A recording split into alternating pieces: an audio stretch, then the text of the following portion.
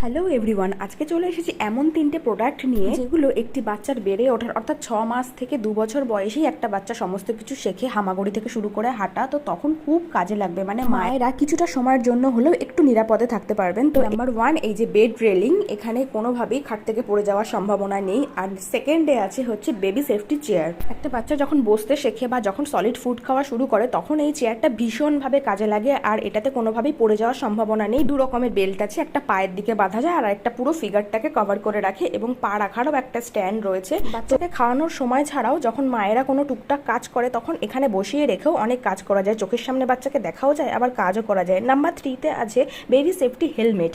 এটাতে বাচ্চারা যখন হাঁটতে শেখে বা একটু দাঁড়াতে শেখে তখন পড়ে যাওয়ার সম্ভাবনা থাকে, অনেক সময় হামাগুড়ি দিতে গিয়েও বাচ্চারা পড়ে যায়। সেই আর সবার প্রথমেই আমরা ভয় পাই মাথায় খুব চোট লাগলো কিনা, তো মাথাকে বাঁচানোর জন্য এই হেলমেটটা, তবে হাতে বা পায়ে বা মুখে লাগার জন্য এটা না, এটা শুধুমাত্র মাথার জন্য। ভিডিওটি ভালো লেগে থাকলে লাইক অ্যান্ড সাবস্ক্রাইব।